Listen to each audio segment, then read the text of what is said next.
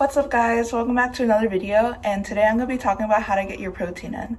So I'm in college right now and that could be pretty difficult getting in your protein. So I'm going to be going over some tips on how to get your protein in, as well as my daily routine, including what I eat in a day and my exercise routine to build muscle and lose fat. Let's get started.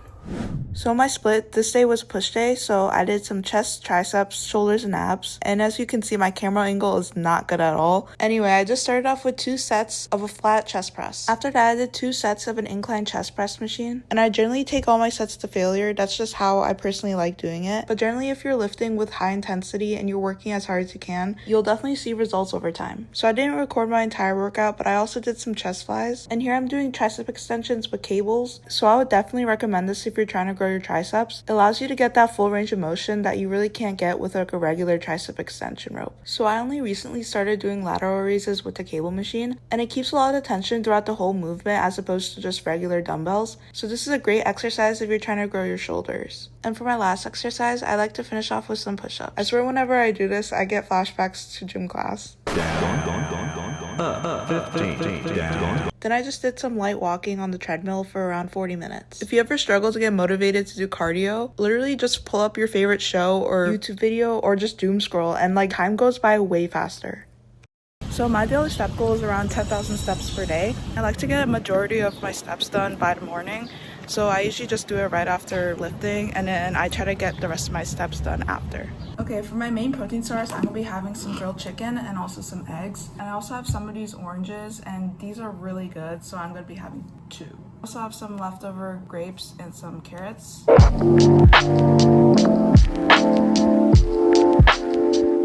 So lean meats are a really good source of protein, and to make it more affordable, you usually buy like ground meats or meats just in bulk. So I usually buy chicken like from places like Costco or Sam's Club. It's way cheaper and you can get a lot more of it per serving. So yeah, I'm gonna pop up the chicken I buy from Costco. It's around $14 and there's 2 packs in it.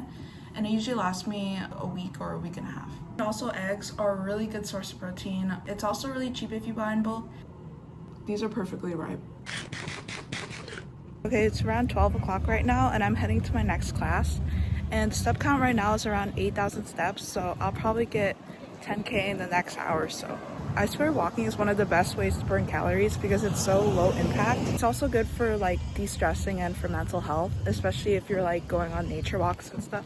I would definitely recommend implementing more walks throughout the day.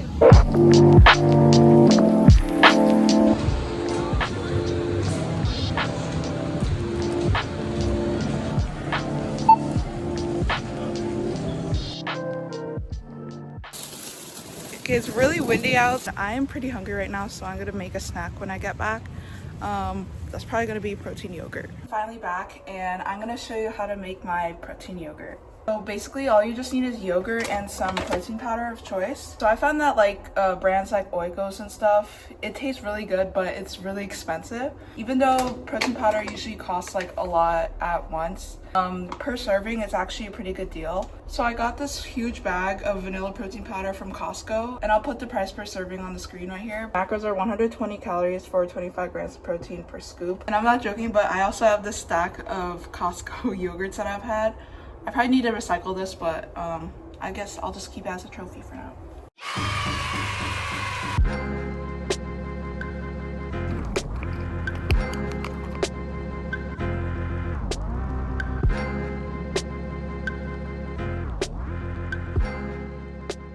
I've tested a lot of fruits to add on top of this, and I found that like frozen blueberries or like raspberries work the best.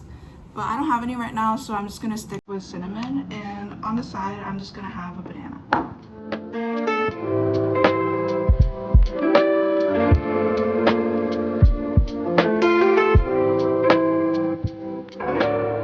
So yogurt is a staple of my diet. I feel like it's just really versatile and it's really high volume and filling. You could test different protein powders or add just like different fruits in there. Sorry, it's really windy.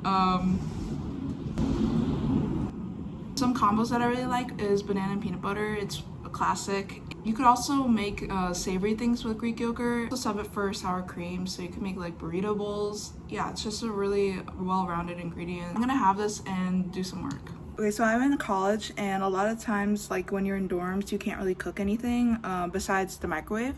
So one of the good protein sources to have on hand is canned tuna, and I got this for about like 99 cents per can, which is a really good deal. So whenever it's 99 cents, I just stock up on a bunch of them. And per can, it's 20 grams of protein. Another good option is also some canned sardines. About $1.50 at Trader Joe's, but there's a lot of brands that be like 99 cents per can. And some other protein sources that don't really require cooking is cottage cheese, canned beans, and like low-fat dairy. I feel like one of the most common misconceptions is that like peanut butter is a really good protein source. So while peanut butter does have some protein in it, like 8 grams per serving, majority of it comes from fat sources. So I would just stick with peanut butter as getting your fats in. The bonus is that you get some additional protein, but I wouldn't rely on it as like a main source of your protein source.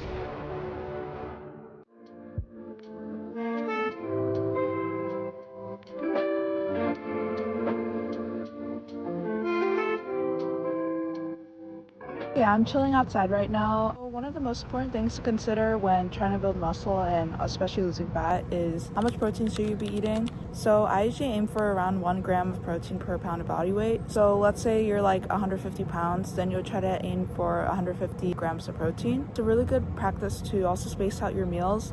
So instead of like having 100 grams of protein all in one meal, I would split that around the day. There's something called muscle protein synthesis, and that activates throughout the day. Also, regardless of strength training, protein's really good for keeping you full. And it's also the macro that takes the most amount of energy to digest, like compared to carbohydrates and fats.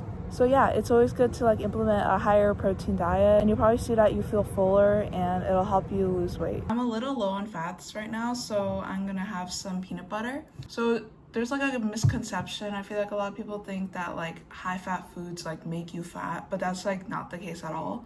Dietary fat is actually really important for your hormones, and it's actually good for satiety. So if you're ever feeling like you're eating your meals and you're not feeling that full, or you're just feeling like low in energy in general, I would say to try to keep your fats like higher. So a good like baseline is like having a minimum of 60 grams per day. You could just like eat more of it if you need to. I'm gonna have like a tablespoon of this, and I'm also gonna have some dates. Okay, that's all for today, and I hope this video was really helpful. Let me know in the comments other videos you want to see, and I'll see you next time.